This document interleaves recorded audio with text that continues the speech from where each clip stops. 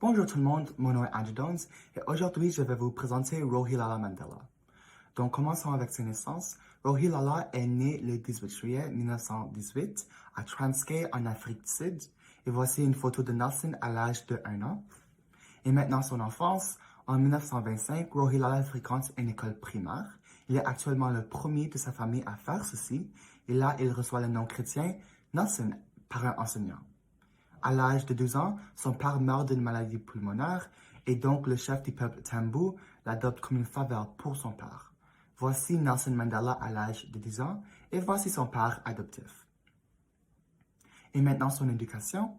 En 1939, Nelson est envoyé à l'une des meilleures écoles noires, l'Université de Fort Hare, pour obtenir son bac ou baccalauréat en arts.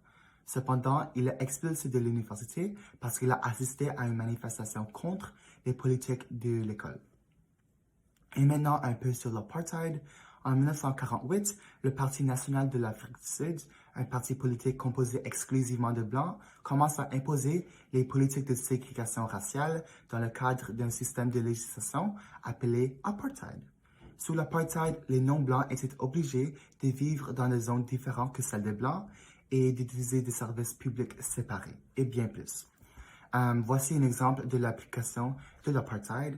La fiche dit Danger, Natives, Indians, and Coloreds. If you enter these premises at night, you will be listed as missing, and armed guards shoot on sight, and savage dogs, please devour the corpse. You have been warned. Donc vraiment, la fiche démontre la cruauté et l'injustice des politiques d'apartheid. Et l'ANC contre l'apartheid, en 1942, Nelson devient membre du Congrès national africain, ou l'ANC, un parti politique anti-apartheid. Mandela dirige des manifestations non violentes, comme le boycott et la désobéissance civile, contre le Parti national de l'Afrique du Sud et ses politiques apartheid. Maintenant, le Truth and Trial, en 1956, 156 personnes, incluant Mandela, ont été arrêtées et accusées de trahison pour leur manifestation politique. Le procès a duré plus de 4 ans, mais Mandela et le reste ont finalement été acquittés. Donc, Mandela croit que la seule façon de changer le système politique est une lutte armée. Et donc, pour mettre fin à l'apartheid, il fonde une branche armée de l'ANC. Et le 11 janvier 1962, Mandela secrètement quitte l'Afrique du Sud pour entreprendre une formation militaire ainsi que pour obtenir l'appui des autres pays africains.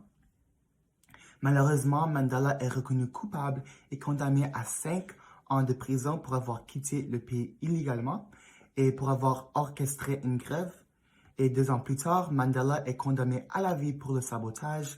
Pendant son temps en prison, sa mère et son fils aîné meurent. Cependant, il n'a pas eu la permission ou l'approbation pour assister à leur funérailles. Il contracte ainsi la tuberculose, mais il reçoit un faible niveau de traitement. Et grâce à un programme de correspondance de l'Université de Londres, il obtient son bac en droit. Cependant, il y avait des manifestations locales et internationales en faveur de la libération de Mandela. Voici une photo d'une manifestation en Angleterre et une manifestation à Johannesburg. Et face aux pressions locales et internationales, le président de l'Afrique du Sud donne Mandela un choix. De 1, rester en prison, ou de 2, renoncer sa lutte armée et de rester ou d'être libéré. Et je vous pose la question, si vous étiez Nelson Mandela, que feriez-vous et pourquoi? Et je vous donne quelques secondes à y réfléchir.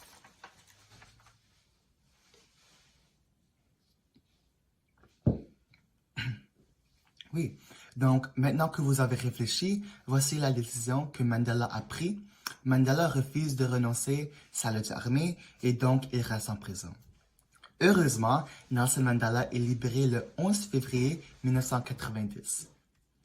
Et voici une photo de Nelson et son épouse le jour de sa libération. Et maintenant, un peu sur sa présidence. En 1994, l'apartheid est démantelé et la première élection démocratique a eu lieu.